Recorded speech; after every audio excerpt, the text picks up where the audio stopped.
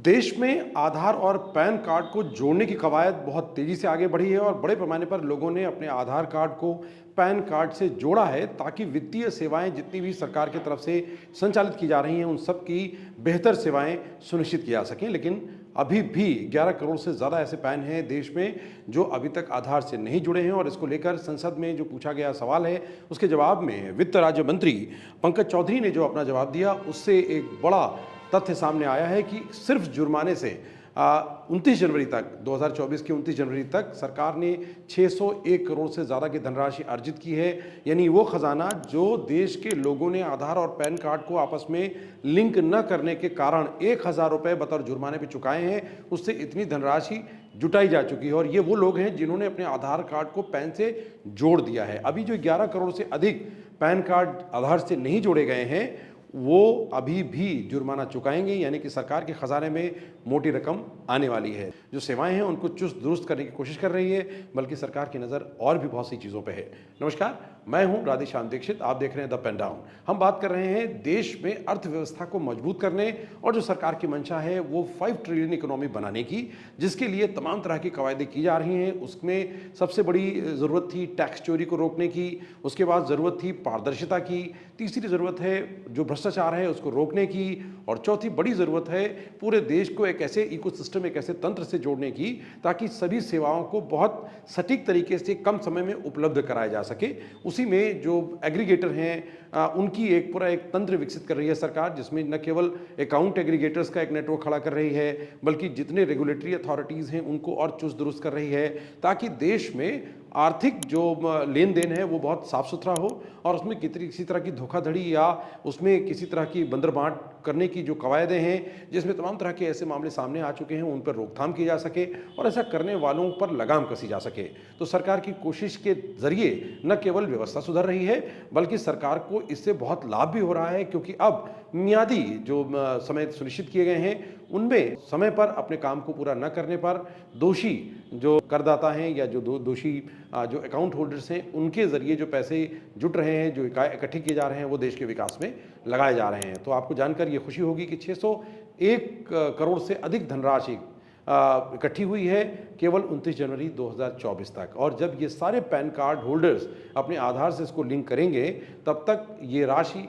बहुत बड़ी होगी और ये अपने आप में एक महत्वपूर्ण है। कहीं ना कहीं ये स्पष्ट संकेत है कि पूरी व्यवस्था को चाक चौबंद बनाने में सरकार किसी तरह की कोर कसर नहीं छोड़ने वाली। और संसद में अपने बयान में प्रधानमंत्री नरेंद्र मोदी ने स्पष्ट किया है कि तीसरे कार्यकाल में जिसको लेकर कि बहुत आश्वस्त हैं और अब की बार 400 पार को लेकर सदन में बहुत तरह के आरोप प्रत्यारोपों के बीच में बड़े पुख्ता तौर पर प्रधानमंत्री ने स्थापित किया है कि अगला जो कार्यकाल होगा वो कई बड़े परिवर्तनों का वाहक होगा, बहुत बड़े बदलावों का आधार बनेगा और देश में आर्थिक के साथ सामाजिक बुनियादी ढांचे की तरक्की में अहम कदम सरकार उठाएगी। ये स्पष्ट संकेत हैं और ये वास्तव में बात है कि जब तक सरकार पूरी तरह से मजबूत नहीं होती है लोकसभा या राज्यसभा में तब तक उसे कदमों को उठाने में बेहद मुश्किलों का सामना करना पड़ता है, क्योंकि उसके पास बहुमत के आंकड़े दोनों सदनों में नहीं होते। इसलिए अधिकतर हमने देखा है कि बहुत से बिल जो पेश किए जाते हैं, जो ड्राफ्ट होते हैं, उसको लेकर के बहस होती है और बहुत से कानून आगे नहीं बढ़ पाए। कुछ कानूनों में विभिन्न जो पक्ष हैं वो साथ में आ जाते हैं और इस वजह से सरकार को सहूलियत होती है। लेकिन ये बहुत महत्वपूर्ण बात, पैन और आधार कार्ड के लिंकेज को लेकर सरकार को बड़ा फायदा हुआ है और बहुत नुकसान हुआ है उन लोगों का जिन्होंने इसमें देरी की है, क्योंकि इसके लिए जो तय मियाद थी वो 30 जून 2023 तक अपने आधार कार्ड को पैन से जोड़ना था और ये मियाद पूरी हो जाने के बाद जो लोग इसमें विफल हुए हैं उन्हें 1000 रुपये के जुर्माने के साथ इस काम को पूरा करना था। और साथ में सरकार ने यह भी ताकीद की हुई है कि 1 जुलाई 2023 से ये सभी जो पैन कार्ड जो लिंक नहीं किए गए हैं आधार के साथ वो निष्क्रिय हो जाएंगे और साथ में उनको जो टैक्स की दरें हैं वो ज़्यादा चुकानी पड़ेंगी, जो रियायतें सरकार से मिलती हैं वो नहीं मिलेगा और जो टैक्स रिफंड मिलता है वो भी उन्हें हासिल नहीं होगा। और ऐसे लोगों को और भी मुश्किलों का सामना करना पड़ेगा, क्योंकि तमाम तरह के वित्तीय लेन देन में बहुत सारे अवरोध पैदा हो गए हैं। तो अगर आप ऐसे साथी हैं, ऐसे नागरिक हैं जिन्होंने अपने पैन को अपने आधार से लिंक नहीं किया है, तो आपसे गुजारिश कि आप इसे ज़रूर कर लें 1000 जुर्माने के साथ, ताकि देश के खजाने में आपका योगदान होगा, यानी देश की तरक्की में भी आपका योगदान होगा। थोड़ा जेब पर भारी पड़ेगा, लेकिन सरकार ने स्पष्ट संकेत दिए हैं कि इसमें रियायतें नहीं मिलेंगी, इसलिए किसी रियायत की उम्मीद कतई न करें। जितनी जल्दी होगा उसको कर लें ताकि आपका पैन निष्क्रिय न हो और आपको आपके खाते में किसी तरह के लेन देन में कोई बाधा न पहुंचे। और ये आपकी वित्तीय स्वायत्तता के लिए, आपके वित्तीय लेन देन की व्यवस्था के लिए चाक चौबंद इंतजाम की तरफ बढ़ रहा है। निश्चित रूप से इसकी आलोचना भी हो रही है। बहुत से लोग सरकार की तानाशाही भी इसे करार दे रहे हैं। जैसे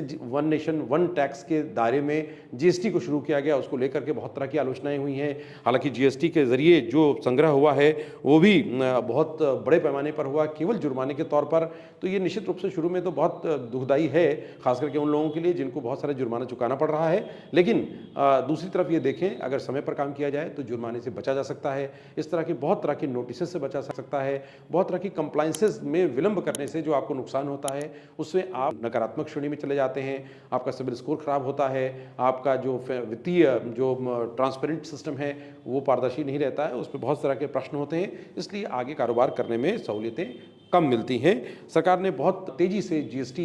की चोरी करने वालों पर लगाम कसने की कोशिश की है और उसका नतीजा ये है, सदन में जो प्रश्न के उत्तर में जवाब दिया गया उसमें 14,597 वित्तीय वर्ष में टैक्स चोरी के मामले थे वो पकड़े गए हैं, उनमें कार्रवाई हुई है। ये अलग बात है कि उसके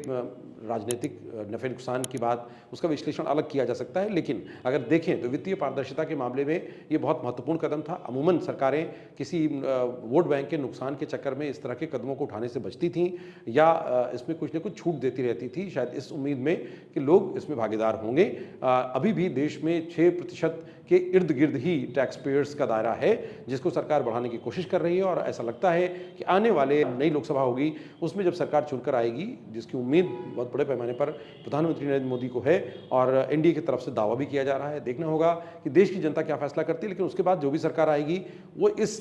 जो व्यवस्था में बुनियादी बदलाव किए जा रहे हैं उसकी वाहक बनेगी, ताकि देश में जो पूरा तंत्र है उसको साफ सुथरा किया जा सके, और ये देश की ज़रूरत भी है। तो उम्मीद करते हैं कि आपको महत्वपूर्ण जानकारी आप तक पहुंची है और आप देखते रहें द पेन डाउन। और साथ में आप और क्या देखना चाहते हैं, हमारी किसी भी खबर के साथ अपना कमेंट ज़रूर डालें। अपनी जो भूमिका है आप सुनिश्चित करें, क्योंकि लोकतंत्र के महत्वपूर्ण प्रहरी देश के नागरिक हैं और हम चौथे स्तंभ हैं। तो चौथे स्तंभ की जिम्मेदारी का निर्वहन ठीक से हो रहा है या नहीं, यह आपका काम है। और अगर आपके सुझाव हमारे तक आएंगे तो हम ज़रूर उस पर अमल भी करेंगे और आप तक ऐसी खबरों, ऐसी सूचनाओं और ऐसी जानकारियों को लेकर आते रहेंगे। यही हमारी कोशिश भी है और द पेन डाउन लगातार इस कोशिश को अमल में लाने के लिए प्रयासरत है। तो देखते रहें द पेन डाउन, लाइक करें, शेयर करें, सब्सक्राइब करें, बेल आइकन दबाना कतई न भूलें। नमस्कार।